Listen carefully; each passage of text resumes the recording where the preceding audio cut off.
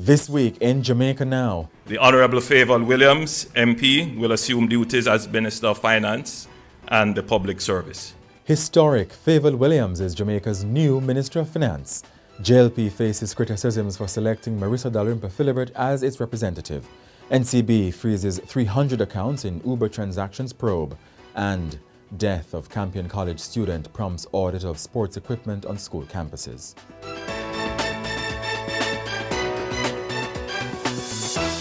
I'm Jovan Johnson, and this is Jamaica Now. Prime Minister Andrew Holness this week announced the appointment of Fayval Williams as the new Minister of Finance. The Harvard-educated chartered financial analyst is the first woman to hold the coveted cabinet position. Mrs. Williams replaces Dr. Nigel Clarke, who demitted office on Wednesday to take up a Deputy Managing Director post at the International Monetary Fund. Mrs. Williams previously led the Education Ministry. That ministry has now gone to Senator Dr. Dana Morris-Dixon, who remains the Minister of Information. Also this week, Matthew Samuda was reappointed as a minister without portfolio in the Ministry of Economic Growth and Job Creation. These appointments are designed to maintain stability and minimize disruption in the functioning of the government, but at the same time, pivot towards a growth-oriented economic policy, as well as to make a priority and focus of human capital development. To help drive this pivot towards growth, I have assigned my senior advisor, Mr. Alec John, who is highly regarded for his financial expertise, to work closely with the Minister of Finance, newly minted Minister Fayval Williams, as well as with other private sector stakeholders. Also, the consolidation of the skills portfolio, including heart with education, will help to drive our focus on human capital development and to better integrate technical and vocational skills training into the education system. And Minister Williams says she has been appointed at a pivotal time in Jamaica's development. The role is one of great responsibility, and it comes at a pivotal moment in our country's journey. We're in a time that continues to demand vision, resilience, and a steadfast commitment to building a future that offers both stability and opportunity for all citizens. I assure you, I am ready to work tirelessly to continue to make this vision a reality. But let me say as well, finance is more than balancing the books. It is about ensuring that every resource we allocate, every policy we enact, and every initiative we launch is a step towards a more prosperous and a more inclusive economy. Meanwhile, newly appointed Education Minister Dr. Dana Morris-Dixon has pledged to, quote, unlock the potential of every child impacted by the ministry's institutions, end quote, with a focus on early childhood development. And government and opposition lawmakers paid glowing tributes to Dr. Nigel Clarke during a sitting of the House of Representatives on Tuesday.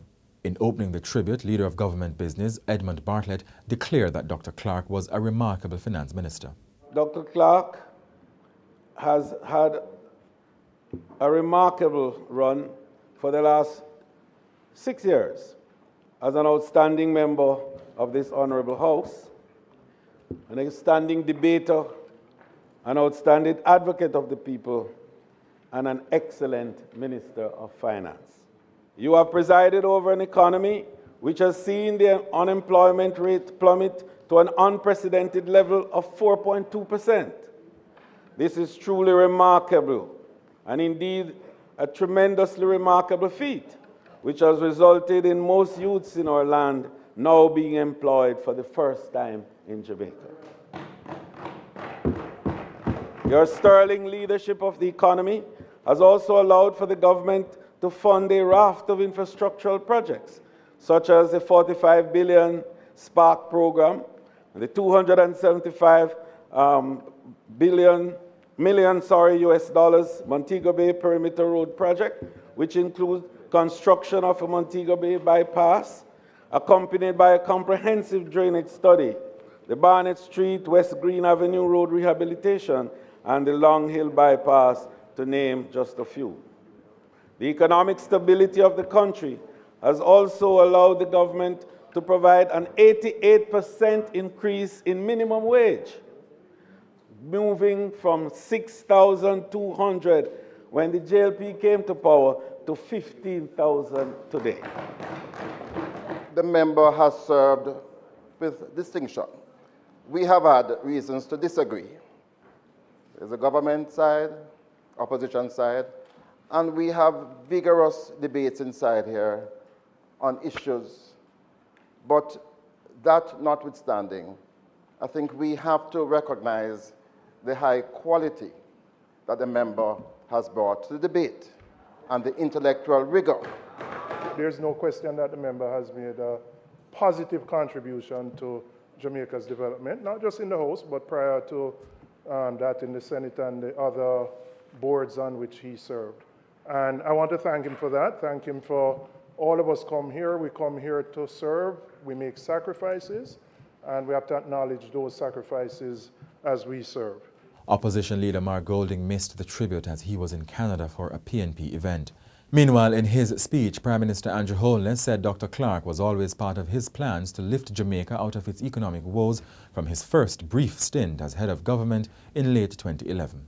We have gone through 9 budgets and we have not increased taxes.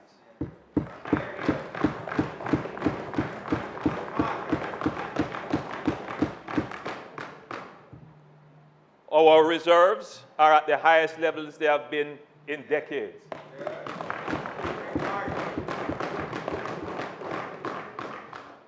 We have halved the national debt from 144% of GDP to now what, 74% of GDP. These are real things that have happened to transform our economy under the direction of Minister Clarke as the Minister of Finance. And in his response, Dr. Clarke said his heart was full, but he was quick to caution against policy errors that he says will derail important progress. He pointed to positive developments such as the lowering of the country's debt, which is projected to reach 68% of GDP in March next year, the lowest since the 1970s. Jamaica has earned for herself the possibility of a new beginning, and one that we must use wisely. We have today, as the Prime Minister mentioned, more sources of people wanting to lend to us than we could possibly take. And it's just a rule of life. People want to lend to people who don't need money because their chances of being repaid are better. So I want to say to ministers of finance who follow, don't be impressed by the many offers that you're going to get to lend you money. I have had that too. But what we have to work on for the next phase is to ensure that having gotten our debt down, we want to change the composition of that debt from a majority US dollar debt to make it into more Jamaican dollar debt. Dr. Clarke also urged focus on public investments as he argued that income growth is not sufficient to improve quality of life. Dr. Clarke was appointed Minister of Finance in March 2018, shortly after he was elected Member of Parliament for St. Andrew North Western. The ruling Jamaica Labour Party JLP has selected Councillor Dwayne Smith to replace Dr. Clarke as its representative. The JLP has reselected former MP and House Speaker Marissa Dalrymple-Philibert, who is being prosecuted on a corruption charge, as its candidate for the Trelawney Southern by-election on November 22. Prime Minister Andrew Holness also announced by-elections on the same date for St. Andrew North Western, Morant Bay Division in St. Thomas and the Inn and Town Division in Clarendon. The PNP has condemned Mrs. Dalrymple-Philibert's selection, calling it contemptuous of Jamaica's judicial system, pointing out that her charges remain unresolved. Meanwhile, the National Integrity Action's Daniel Archer criticized the JLP's decision as completely unacceptable and mocking of Jamaicans. Mrs. Dalrymple-Philibert is being prosecuted for making false statements in her income declarations to the Integrity Commission after failing to declare a Mercedes-Benz motorcar. She said it was a genuine oversight. And the JLP has hit back at the criticisms accusing the PNP of what it calls a clear act of brazen and barefaced hypocrisy. Deputy General Secretary Charles Sinclair says factors behind the selection include the JLP's belief in the presumption of innocence, wishes of supporters, and Mrs. Dalrymple-Philibert's acknowledgement that she forgot to make the declaration.